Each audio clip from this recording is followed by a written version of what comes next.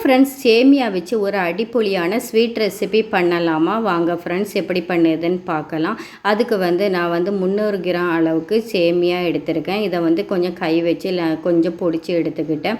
இப்போ பாருங்கள், இதை நம்ம வறுத்து எடுத்துக்கிடலாம். அதுக்கு 50 கிராம் பட்டர் எடுத்திருக்கேன். இந்த பட்டர் மெல்ட் ஆன உடனே கொஞ்சம் முந்திரி பருப்பு, கொஞ்சம் கிஸ்மஸ் பழம் இவ்வளோ போட்டு கொஞ்சம் பொன்னிறமாக வருது வரைக்கும் வறுத்துக்கிடலாம். அடுத்தது சேமியாவை இது கூட சேர்த்துக்கிடலாம். சேமியாவை நம்ம ஸ்லிம்மில் வச்சு அப்படியே வறுக்கணும். இந்த சேமியாவை ரெண்டாவது நம்ம குக் பண்ண போகிறது கிடையாது.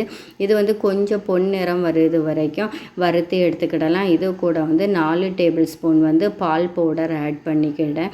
இதையும் நல்லா மிக்ஸ் பண்ணி விட்டுக்கிடலாம். அப்புறம் அரை கப்பு சுகர் பவுடர் ஆட் பண்ணியிருக்கிறேன். மிக்சியில் பொடிச்சு தான் சுகர் பவுடர் எடுத்துருக்கேன். இதையும் நல்லா ஆட் பண்ணிவிட்டு இந்த மாதிரி வந்த உடனே நம்ம இதை இறக்கி வச்சுக்கிட்டு அப்புறம் 3/4 லிட்டரு பால் இது கூட நான் சேர்த்துருக்கேன்.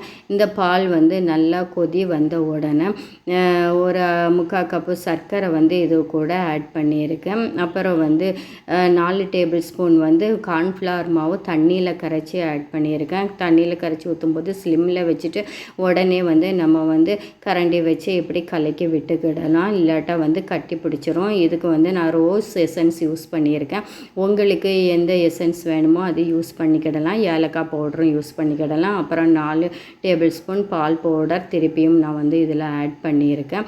இது ஒரு க்ரீமி பதத்திற்கு வந்த உடனே இந்த மாதிரி ஒரு ஸ்ட்ரெச்சரில் வந்த உடனே ஒரு பவுலுக்கு மாற்றிக்கிடலாம் ஃப்ரெண்ட்ஸ்.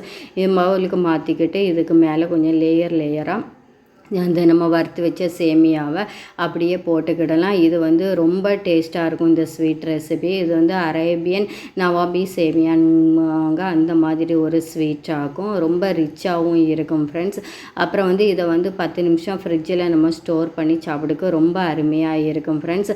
நீங்களும் ட்ரை பண்ணி பார்த்துட்டு எப்படி இருக்குன்னு கமெண்ட் பண்ணுங்கள். என்னோடய வீடியோ பிடிச்சிருந்தா லைக் பண்ணி ஷேர் பண்ணி சப்ஸ்கிரைப் பண்ணுங்கள் ஃப்ரெண்ட்ஸ்.